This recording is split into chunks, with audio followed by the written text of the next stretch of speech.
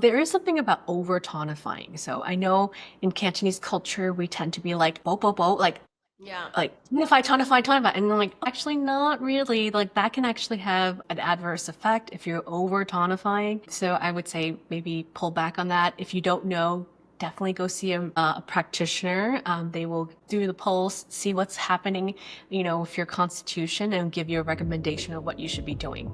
Hi everyone. Today I'm joined by Angela Chau Gray, co-founder of YINA, a truly beautiful brand that I personally love and admire. YINA seamlessly blends traditional Chinese medicine, high-performance skincare, and holistic wellness, creating a luxurious yet deeply intentional approach to modern self-care. Angela shares how YINA began with a humble herbal lip care in grad school and blossomed into a brand rooted in centuries of healing wisdom. We dive into the philosophy of yangsheng, nurturing life, and why breakfast is more powerful than you think, and just how 10 minutes of intentional stillness each day can shift your health and mindset. If you're curious about TCM, love skincare, or just want to feel more balance in your daily routine, this one's for you.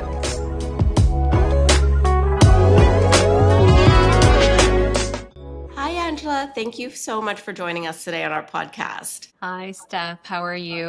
Good. So I've been a fan of YINA for I think around 5 years now. I was first introduced to the brand, and then I had a chance to speak with Arvina, and it was just so inspiring. So I'd love to learn more about your journey into traditional Chinese medicine and what inspired you guys to start YINA. Well, our journey, it's been a long journey. Both Irvine and I met in grad school studying Chinese medicine. In grad school, I actually had a lip balm company that had Chinese medicinal herbs infused inside, and that was like sort of the initiation of the concept. So you could say Irvine and I really met and really partnered up via, I guess, fell in love with each other via a formula. She loved the lip balm. She was able to buy it at the student store. That was where we were selling it at the point before we're going to launch in other retailers. And she just loved it. And it was sort of an endeavor that I was working on, but also doing school full time, which was a little bit, That's amazing. It's so romantic. it I was love kind of that. stressful at the time, but I was young and I had so much energy and I loved the world of entrepreneurship, and I really wanted to combine the two, my love for Chinese medicine and my love for business, and also really just sharing Chinese medicine with the world, and Mm, doing it in a way that's a little bit more yeah, accessible. that's Sort of amazing. that. Which school did you go to? We both went to the American College of Traditional Chinese Medicine. Unfortunately, that school is no longer alive due to some unfortunate reasons, but it was one of the top schools that was there for over 30 years. So that's where we met. We studied the medicine and we both became licensed acupuncturists. And she ended up going to China to study for her PhD. And she got actually a scholarship from the Zhejiang government to study Chinese medicine over there. And at that point in time, I was going in another direction. I was actually wanting to my other passion is food. So I actually went into learning about how to mass produce food in a very nutritious, dense way, but of course incorporating Chinese medicinal herbs. And because that's my background, being Cantonese, we always have soup, drink Mm. soup. Every season there's a soup. Oh So my God. I really Yes, wanted to yes, I bring love that, it. yeah, bring that to a wider audience and just share just my passion for cooking as well and combining the two, right? And then I was done with that program after my Chinese medicine studies, and Irvina was like, "Hey, I know you did a lip balm. I know you paused it. Hey, do you want to get together and take this to the next level and actually develop a whole line of products?" Because both she and I have just personal experiences with topical medicine using Chinese medicinal herbs and how effective it is. Because our skin is our largest organ in our body, it absorbs at least 60% of whatever we put on top of it, how healing it can be. It really sparked our initiation into diving into formulating. We spent over 3 years doing R&D before we even launched. So that's kind of how we got together. But my passion for Chinese medicine really started at a very young age. That was my first form of medicine that my parents took me to when I had a cold, when I injured myself. I was very much a tom girl when I was a young kid. I played basketball and in the courts and, would injure myself. And my parents, like one time I had a really bad knee sprain and my parents were like, what are we going to do? So they took me to a bone setting doctor in Chinatown in Manhattan. And literally the guy gave me this really nasty, I thought it was nasty as a kid, but this herbal plaster that was very smelly and put on my knee. And I'm like, and my parents like, you have to keep it on. I'm like, okay, I'll keep it on, but it smells so, I don't like the smell, right? And I did because I was, a good kid and I want to get better because I want to get back onto the courts. Literally a week later, I was running around and no pain. Like it was like healed so quickly. And I didn't think much of that. As a kid, Yeah. you're just like, oh, okay, whatever. we'll just go and do our thing. And but thinking back, I'm like, wow, the medicine's just so powerful in so Yeah. many ways. Yeah. And so it just really propelled me to explore and study how we can really utilize these herbs in a way that's less smelly now, but in a way that's Yeah. very therapeutic and also can help benefit people. Yeah, I love that. I think that, a lot of times growing up, you don't realize how powerful these herbs are. It's just like ingrained in your daily, right? And then it sort of Yeah. takes you to like grow up and really, I think, look back, right? And realize that, wow, our parents really, knew, or like, I think for me, it was my grandparents that gave me the soups and teas. And yeah, it just really Very like part that sort of of the like, culture. Yeah, it's yeah. like just do this, and then coming with a little bit more Western education, you always ask why.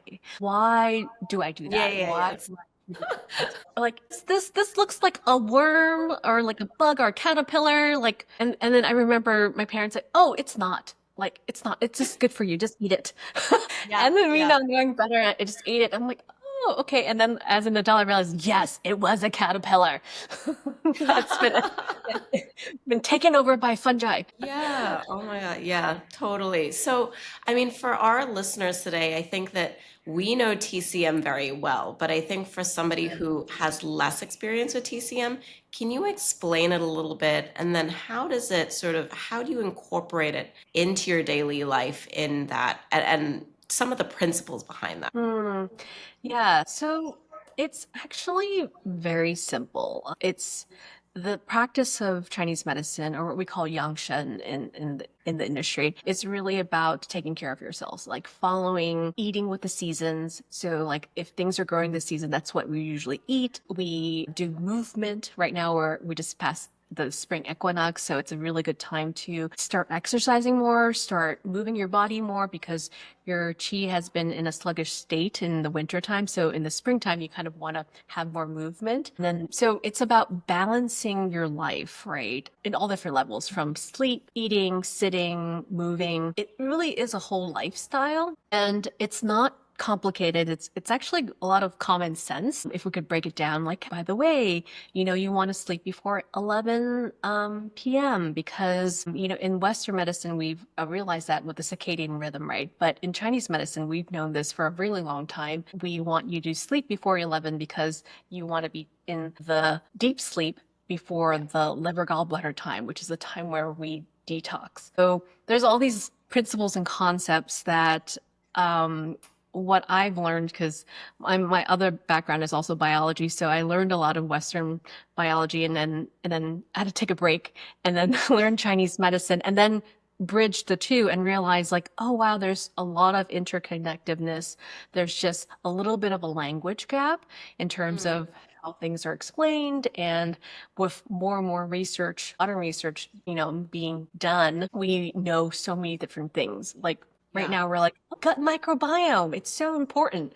Yeah. Well, this concept is not foreign in Chinese medicine. We Yeah. always say everything starts with our spleen and stomach and the digestion, and that is where Mm, our illness comes from, right? Is what we put in our mouth. yeah. Yeah. I really think that that point of yangsheng, right? It's something Mhm. that we don't talk enough about, right? Nourishing and that sort of that investment into long term, right? So can you talk a little bit about yangsheng because I think that's very Asian, right? It's very Asian. So for some of you who visited Asia, you probably see grandmas or grandpas or, all sorts of folks outside doing morning exercises, or you see qigong, like certain people just standing and holding their arms like for a long time in one position. You're like, what are they doing? You're doing qigong, and it's actually a practice of working with your internal body and your internal breath to actually move what we call qi, but technically it's air. It's also, there's a lot of mental work being done as well when you're performing those practices. But anyhow, I digress. Back to yangsheng. It's just practiced for thousands of years. And because it's been practiced for so long, it's integrated into the culture, which is very, very beautiful. And I like, there's just so many components where as I, you know, explored and studied this medicine in a more deep way, study history as well, you realize like, oh wow, a lot of the culture was super influenced by Chinese medicine because they knew like, oh, if you did this, you would be better or you would not be ill. It's so preventative medicine is such a huge topic in Chinese medicine. It's like the core of what Chinese medicine is. It's like, hey, how do we make sure that you're in the best performance in terms of like, and performance, not like Western performance, like I need to achieve this marathon, be gold, be the best runner. But it's more about like, hey, how can I live my most vibrant self in the best state based off of what I was given genetically, right? Because our genetic dispositions are very different. Some of us are a little bit more yang, meaning we're just more robust. And there's some of us who are a little bit more yin, and we might tend to get sick a little bit easier. But just because we get sick a little bit easier doesn't necessarily mean, oh, we're going to have a short life, right? It's about how do we balance this so that we can, have a longer life and have a vibrant life. And so we're in it for the long game, and it's not really like a short-term thing. And so we eat with the seasons, right? So we eat certain things. There's at least soups and tonics and dishes, actually, and even food pairings. For instance, if you cook like in the summertime, it's really hot in certain areas, especially in Hong Kong, like where you are, or in southern US, it's hot and humid. So you would usually want something more cooling, right? You would eat maybe a mung bean with a little bit of seaweed in it and like a cooling dish with lily bulbs. It's like a dessert, but it's actually cooling to help balance the heat that you're getting from the environment. Yeah. So anyway, I can go love, really I deep feel into like the we food. can have a full thing about food. And I Yeah. had no idea you had that food background. But let me go back to YINA a bit, and your products. I'd love to, hear a bit about your philosophy and how did you formulate your products? I guess even from like when you were in school when you had your lip balm, it's so interesting. I'd love to just learn more about that because I think, even when I was young I had an entrepreneurial bug, but it's just so hard to get into it, right? You just feel like, oh my god, there's so many steps. And so I'd love to learn about that journey and how you create your YINA products as well. Sorry, that's so many questions all in one. Yeah, no, I'm ready for it. Let me know if I'm missing anything. So the origins of Yina, the word Yina means harmony and beauty. It's a combination of both Irvina's name and my name and Chinese names. And it really symbolizes beauty and wellness as one. We're all about, we've done skincare, but it's beyond skincare. We're talking about taking care of ourselves. Like when we put something on our skin, we want it to be beneficial. So nowadays you hear all about the skin microbiome, right? And you want to make sure that the skin is resilient so that it is well. So all of these things, like when we combine our formulas, when we create things, they actually promote the skin microbiome. And so when we formulate not like a typical formulator or typical person in the beauty industry where they take what ingredients are available in the mass, and these ingredients then they just combine it in different ratios and then call it a finished product. So what makes our products very unique is our Chinese medicinal herbs, we actually extract it together. So if you think about an herbal formula, you actually want the herbs to be together when you're decocting it. So usually you put it in water and you boil it. And what that does is the synergistic nature of how the chemistry works with the herbs actually helps the herbs perform better and elevates its functioning. Yes, there's more research that needs to be done, but I think there's a few that have come out, how they say, like, there's paired herbs. So if you combine this herb and this herb, then it becomes, so it becomes better. So those are the concepts that we apply when we are formulating our products. Interesting. Actually, So yeah, I it think gets there are. really complicated, and I think maybe we've overcomplicated things, but Mm, it's something that we love and we enjoy doing, and it's a different way of formulating versus what's conventionally out there. I guess my superpower is, I had this talk with someone this earlier this week, and I was like, I guess my superpower is formulation, because I just can pick up things, or I know how to combine things. And yes, I have a little bit of chemistry background, but there is something about, there's an innate intuitiveness when I look at the mm, formula and whether it's creating a scent or combining herbs together. And of course, I'm not by no means like a master at any of this. So we do bring our formulas to our teachers, our Chinese medicine teachers, and have them look at the formulas to see if it's a balanced formula, whether it's like good. And then if I get the thumbs up, I'm like, okay, I did well. So that's amazing. it's really a Talk a collaborative little, effort. yeah, talk a little bit about a balance formula. What does that mean? Okay, so a balance. So in Chinese medicine, balance does not mean 50-50. Balance means it can actually be 20-80 or 10-90. It really depends on what are you doing at that point in time. So for instance, in a formulation, you might have 5 herbs. Then you would break out down as you have the chief herb, and then you have the minister herb, and then they have all these names for it, but pretty much it's like you have the supporting herb that helps the chief herb does its function, and then you have a harmonizing herb to make sure that the formula is balanced. It's not too harsh on the human body. So oftentimes you might see a lot of licorice in our formulas, because licorice root is a really amazing harmonizing herb. So that's something that I've never said, but that's what we Yeah. do, and that's what we put in it. And then, of course, it has a brightening aspect to it as well, so it helps with the skin in so many ways.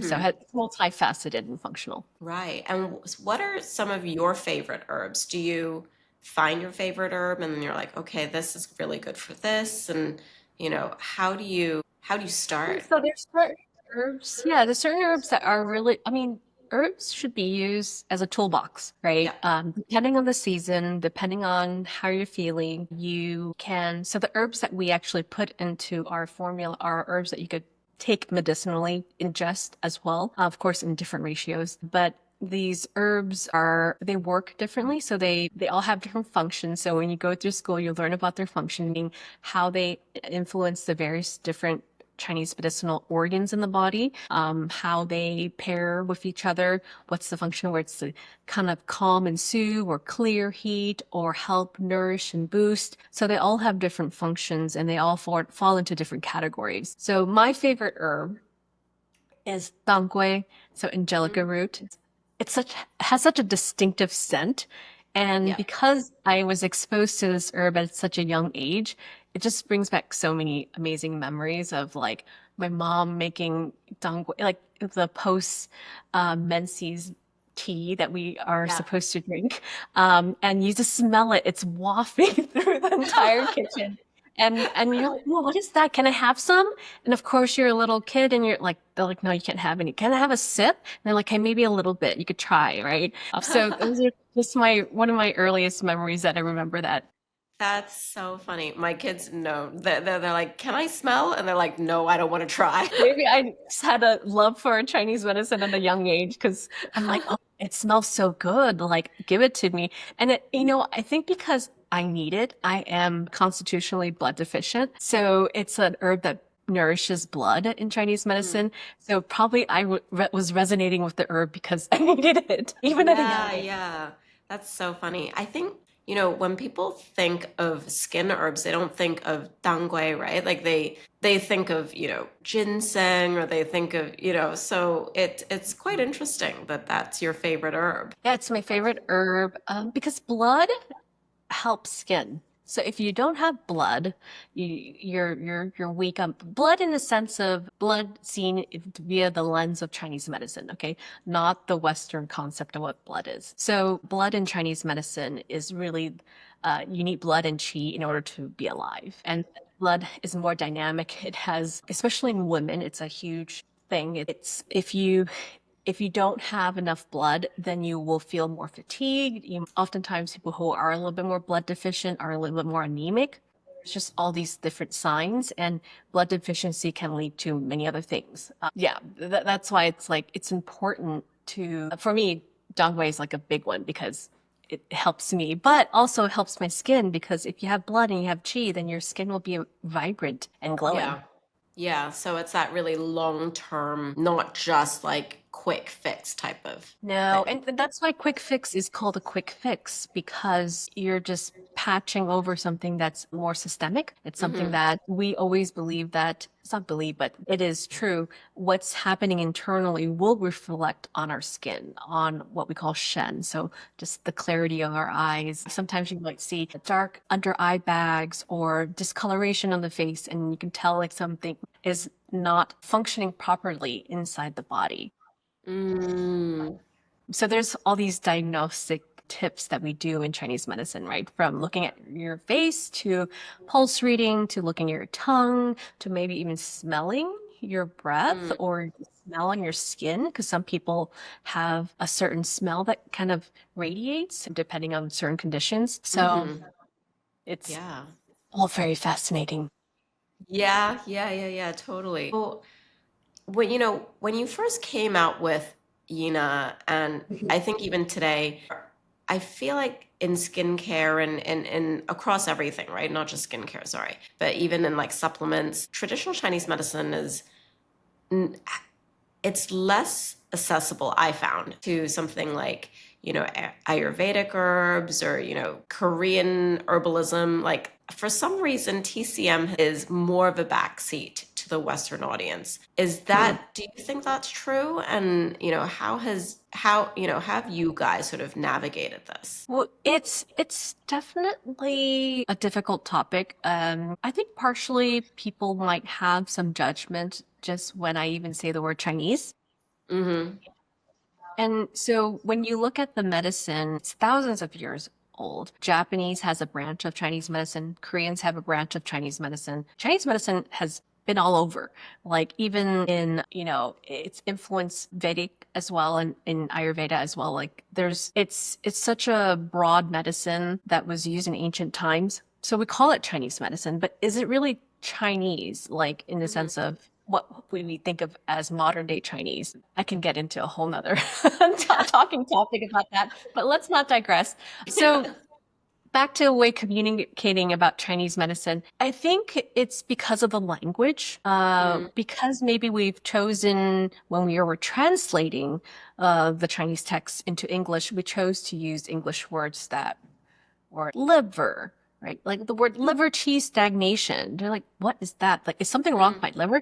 Like, no, your liver's fine. It just means that things aren't flowing. So again, the way we've translated the language has caused maybe people to not understand or may apply Western medical knowledge into understanding these concepts, which Mm-hmm. say that's it should be separate because it's a different medical system. So in Ayurveda, you have all these different words that you don't normally hear. So then you're more open to understanding, oh, what is that? That might be interesting. And Yeah. also Chinese medicinal herbs, maybe because it's been in the US for a little while, like since the 70s when it was first introduced, then people have heard of it already and they might have gone tired of it versus Ayurveda. Haven't heard of it much besides the last maybe 10 years. You hear more about it, even though it's also an ancient medicine, right? Yeah. Yeah. I don't know. Interesting.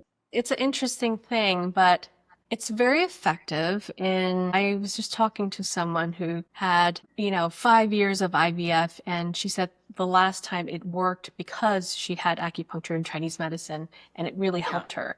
So, you hear all these stories, you learn from people, and then you realize, hey, there's something to this medicine.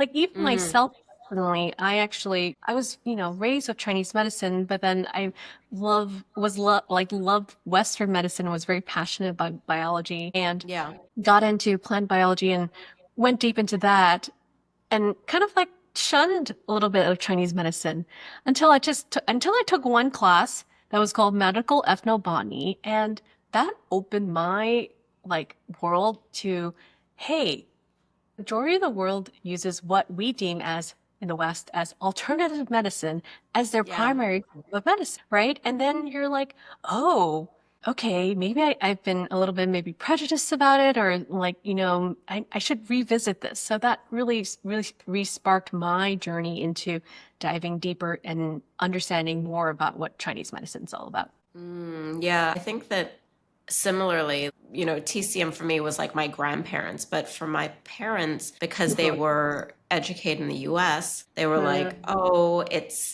is it safe? There was like that whole conversation, is it safe? Where are your herbs coming from? And there was just a lot about that. And so I think they were raised on the fact that you only have to pick one, right? It's Eastern or Western, and we pick Western medicine. But I think today it really is sort of that synergy between East, West, taking the best from both worlds and like Most integrating. definitely.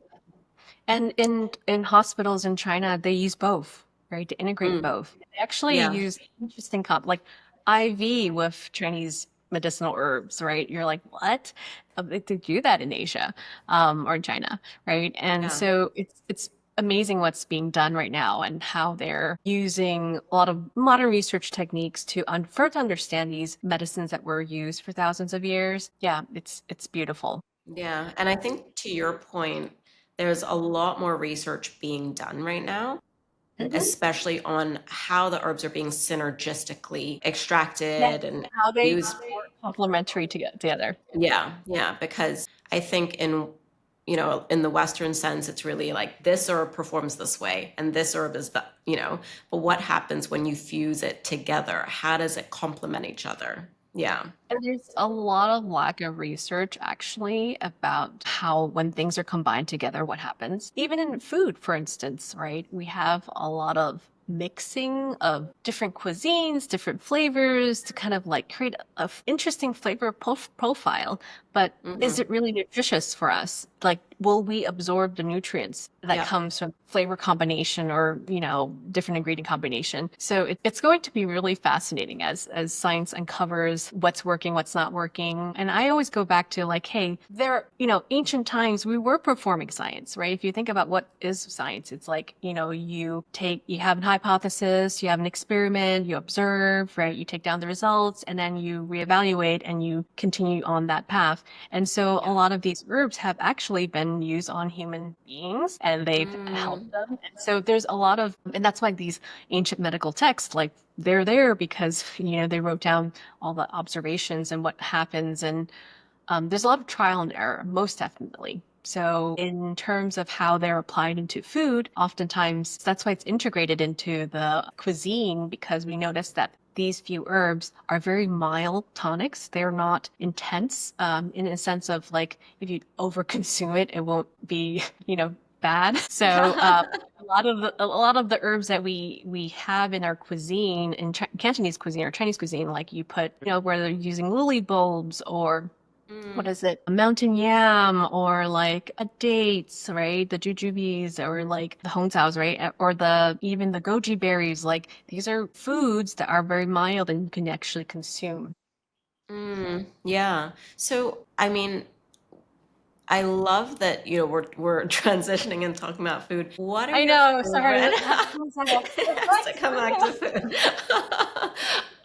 I think that, and even when I'm watching your channel on YINA, you guys are always making something to, eat or drink alongside, using your skincare, right? What are some of your favorite maybe soups or teas or even dessert that you think are really good for your skin? So we talked about the topic of qi and blood, right? So the herbs that help boost qi and blood are, so a quick thing is even like a drink beverage, right? You could have a little bit of rosebuds with like maybe 2 slices of dongui to boost your blood. And if you want a little bit of sweet, you could add a little bit of red date or even goji berries or even what we call longyan, which is like the longyan fruit. So like that's a nice combo. You can put it in a thermos and you just keep on adding hot water. You can drink it throughout the day. There are some people that maybe like they need a little extra boost. Maybe they're working way too hard. I would highly recommend maybe even a thermos of huangqi, which is the astragalus root. That would help. It's a very mild tonic and you can just also drink that throughout the day. There is something about over tonifying. So I know in Cantonese culture, we tend to be like, bo, bo, bo, like tonify, tonify, tonify. And I'm like, actually not really. Like that can actually have an adverse effect if you're over tonifying. So I would say maybe pull back on that. If you don't know, definitely go see a practitioner. They will do the pulse, see what's happening, with your constitution and give you a recommendation of what you should be doing. But back to skin. So again, making sure that we have good qi in blood. So you want to make sure you eat a well-balanced diet. That affects skin. Also hydration in a sense of not necessarily you chugging, 8 cups of water a day. Like that's not what we consider as hydration. Hydration is like, hey, are you thirsty? Are you quenching your thirst? Are you absorbing the liquid that comes through your body? Technically you are, but are you just like, is it just peeing out or is it really hydrating your body? Are you feeling like your skin is staying hydrated? Because if you are absorbing the hydration well enough, then your skin will be nice and hydrated instead of dry, right?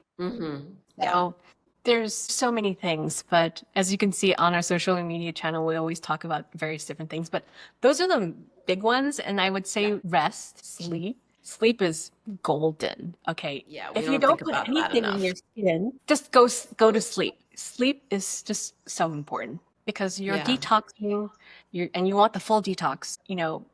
If you take anything from this talk, I would say recommend to sleep before 11 p.m. at night. If you can do 10, that will be even better. But before 11, as in like you're sleeping, so then when you get into deep sleep, you can really take the time to detox fully and then wake up. It's better to sleep early and then wake up early. But I know some of us love like scrolling on said than done. But I think that it's important to have a good sleep routine. So what is your sleep routine? Routine. So an hour before you're planning on sleeping. So I would say maybe in 2 hours, like by 9 o'clock, don't look at a digital device. You can do other things that are fulfilling your love of hobbies, whether it's reading a book or some kind of craft, or maybe just even sitting, talking to your loved ones. Do that, and then you go into sleep mode, right? And then, of course, self-care. So an hour before, when you're winding down, doing your skincare routine or doing your gua sha to kind of help release tension. Or you can even do a sitting meditation just for, 5 to 10 minutes to kind of help ground your energy. And then you go to bed, you lie in bed. Maybe if you are by yourself, then you do nice, deep, restorative breaths. So I always tell people who are having a hard time sleeping to do 3 deep breaths. And the deep breaths I'm talking about is like where you're breathing in and then you're doing a really loud exhale, where you're actually vocal about it. You're like, ah, right? And just do times. And by the third exhale, I kid you not, you will be knocked out. I need to try that tonight. All of that. So try that. Like, but really, when you're like exhaling, you're like, like really let go of all the day's tension, whatever. It doesn't matter. You're going to sleep and let it all go, and you will fall asleep. Amazing. Of course, after that, you breathe normally. So don't continue to sleep. Continue on. Amazing. And okay, so we went through your night routine. Now I want to hear your daily skincare routine. What happens first thing in the morning? I wake up, I actually go and drink a warm cup of water. Hydration, water is really good. Just plain water. I like it warm. So in Chinese medicine, we usually steer away from ice water or cold water, because what we call that injures the spleen. But if you're not used to it, then room temperature is fine. And you have a glass of water, and then I go about with my routine of brushing my teeth, and then it's simplistic. I think I follow the simplistic modes of skincare where I actually don't cleanse my face in the morning. I do it mainly in the evening. And then I wake up, hydrate with our essential mist. Then I would put our serum, so one of our botanical serums, which are to mimic the seasons actually. When we first launched the 4 botanical serums, we called it by the seasons, but people got so confused. So we had to change the packaging and call But it I for love what that it though. was. And so right now we are in spring, so I'm using Fortify, and then of course summer is Clarify, and then autumn is Regenerate, and then winter is Nourish. So Okay. So it's important to change along the seasons, right? yeah, so like you're changing your outfits, you're changing your clothes. Why not change what you do with your skincare, which I highly recommend. So you should change up a little bit. And you notice like heavy creams just don't really work as well in the summertime when it's so hot, right? And sticky, and you're like, oh, I want something lighter. Serum, and then we do our Hydro Cloud is great. A little bit goes a long way. I have some customers who are like, I feel like there's a film on my skin. I'm like, how much did you put? Like, it's literally, we recommend a pea size. And sometimes people like to be very generous and do a huge dollop, but a little goes a long way. So pea size is plenty. And then I finish up with my sunblock. And then, Yeah. on days if I wear makeup, then I've had makeup, but very light. Yeah. Otherwise, most of the time I don't. But sunblock is very, very important. Yeah. So don't forget about that. Yeah. That's And then I something that I eat breakfast. So breakfast is huge. talk a little bit about that because I feel like everybody you speak to is just cutting out breakfast these days. That's a no-no. You want breakfast. So there's a saying in Chinese where it's like your biggest meal of the day should be your breakfast. And then you have your medium-sized meal lunch and a smallest size meal in the dinner, like in the evening. Yeah. Like, and then you can say, well, why? Because in the morning is actually when your gut is like, I'm ready to work for you. Like, I'm ready to digest whatever you give me. You want to eat. Big meal doesn't mean super heavy meal. It's just like, okay, a substantial meal that you feel like, oh, I'm satiated. It should have a lot of protein because you want to make sure that you have enough of it and it won't cause a crazy, insulin spike. So you have your protein, you have maybe a little veggie. So sometimes, I don't know if you've seen like, breakfast time, you have a little bowl of porridge and then you have some like, dishes, like the classic Chinese breakfast. A Yeah. lot of us don't have time for that. I understand. So I mean, I actually used to see my grandfather eat that. I was like, oh, I wish I had time for that. He had his fish and then he has porridge and then he has like, it's super balanced, right? But you're yeah, like, very who balanced. They eats have your that little way? pickle. But that But is it makes so much sense to eat that way. a yangsheng breakfast where you have a little bit of everything and then you have your rice porridge because rice has always been thought as like it's a really mild, neutral grain that is very nourishing. I know people are what is it? They have mixed feelings about rice, but you don't have to eat a lot of it. Just a little bit Yeah. goes a long way. So in a porridge form, right? 1 cup creates a big pot of it. It's quite diluted. I think it's perfect medium for to kind of wake up your appetite. And then you have some veggie with a little bit of protein. And if you don't have time to make fish, you can make eggs, right? You just wrap a few eggs. It's like 2 eggs. It's perfect. And then a pickle, like definitely do a lacto fermented thing and not too much of it, just a little bit to kind of again help wake up your palate in the morning. Yeah, that's Well, so important. that's what my ideal breakfast would be like porridge and rice and I mean not rice but veggie and a protein. But normally I do all sorts of things like I do, but definitely protein heavy. Sometimes I do a frittata or but I make it a priority as like breakfast is very, very important. More so than dinner. Actually, dinner time, I might have a light soup, but if I'm out with my friends, they'll eat a meal, but I don't eat as much. Yeah, yeah, And you know why? Because if you eat a huge meal at dinner time, then when you're going to bed, which is, I don't know how many hours after you've eaten dinner, if it's like within 2 or 3 hours, then your dinner won't be digested. Your digestion is just sluggish in the evening time. So yeah, then yeah. everything just sits there and it's sort of breaking down very, very slowly, and then it causes indigestion, and then you might even have acid reflux and all these other things that might.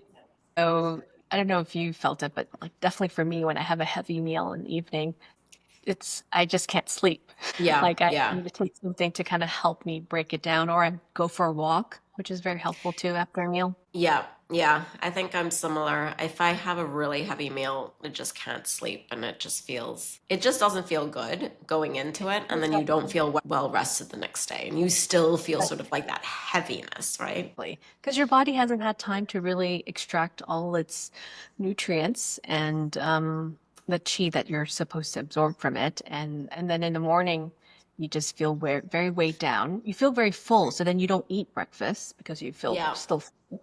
And then by the time lunch hits, you're starving. And then you go on this vicious cycle of eating. Yeah, so you So, have these spikes, right? Yeah. so Yeah. definitely recommend breakfast. For those who you Yes. guys anti-breakfast, start small. Like even do like a warm smoothie. Oh, Um, that's a good idea. Yeah. like a lot of the Asian markets have like the cereals that like have like, sesame seeds or black beans and rice, and they grind it up into kind of like a warm smoothie that you can take. Yeah, that's a great idea. Okay, warm breakfast smoothie. I'm gonna be adding that to my list of things to eat in the morning. It sounds weird, but it's delicious. Yeah, no, that's so true. I think that sometimes having something really cold in the morning is just like a really shock to the system. So I like warm breakfast smoothie as an option. And it sounds you can do it really quickly and take it on the go sort of thing. Yeah, and it's Yeah. working on building these habits. I know some people are like, well, I only do cereal with like cold milk, and it's questionable. Yeah. Then it's see why you would like it, but maybe you can do something warm prior to the cereal, and then you eat your cereal after that. So Yeah.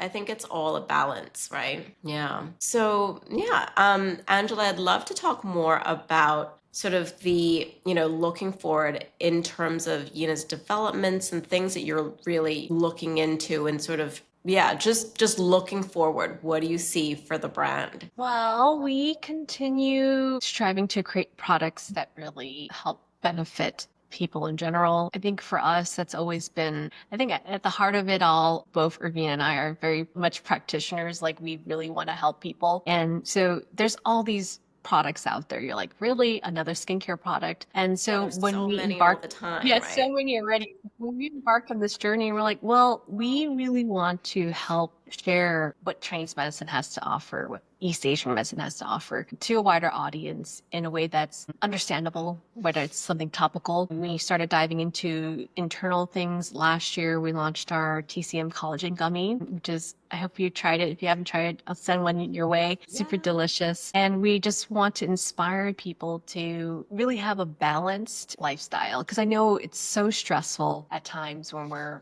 go, go, go, working so hard. Commend you all for all the hard work. But another big priority is also rest. So we use YINA to inspire you to take some time for yourself for self-care, whether it's just setting aside 10, 15 minutes for you to do your nightly or morning skincare ritual, doing massage techniques with a gua sha tool, just to be with yourself, to realize like, hey, wow, there's some tension here. Why am I holding this tension? Can I help release this tension?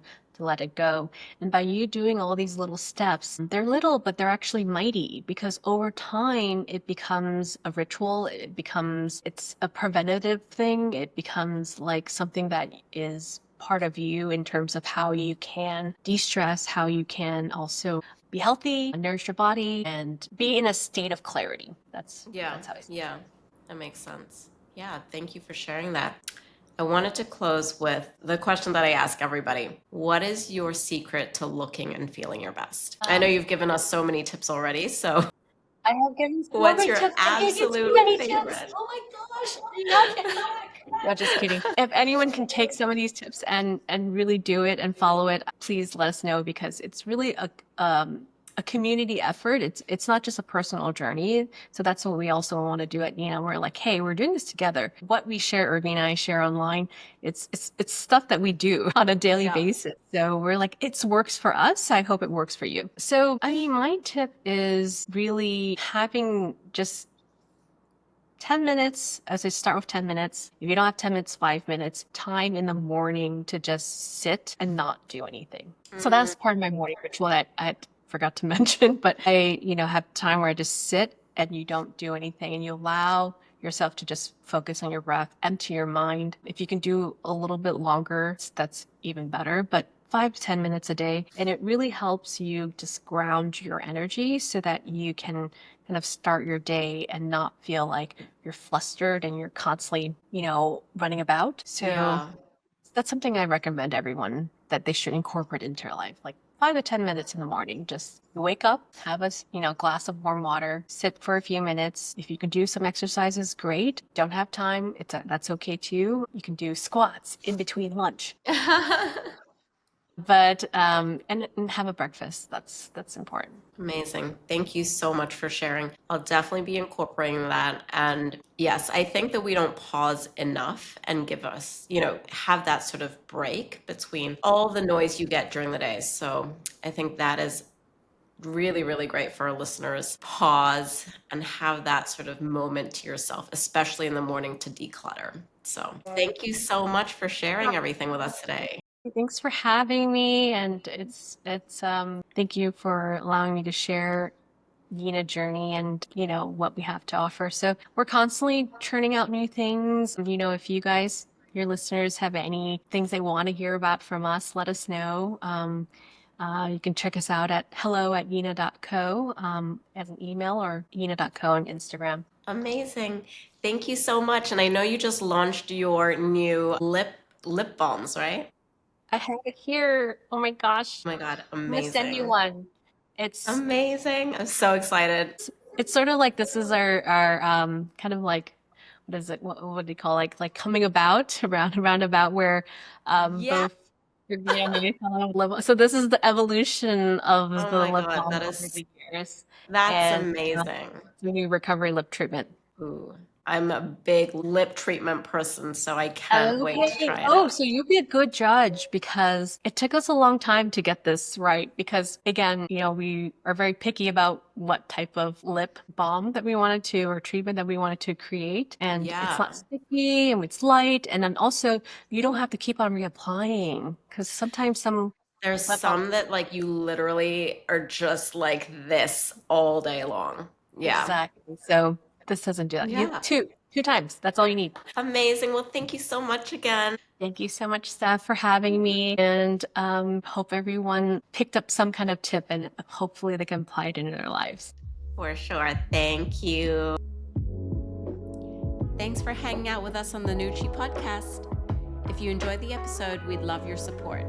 Leave us a rating, drop us a review, or share it with someone who'd enjoy it too. And don't forget to hit the subscribe button so you never miss an episode.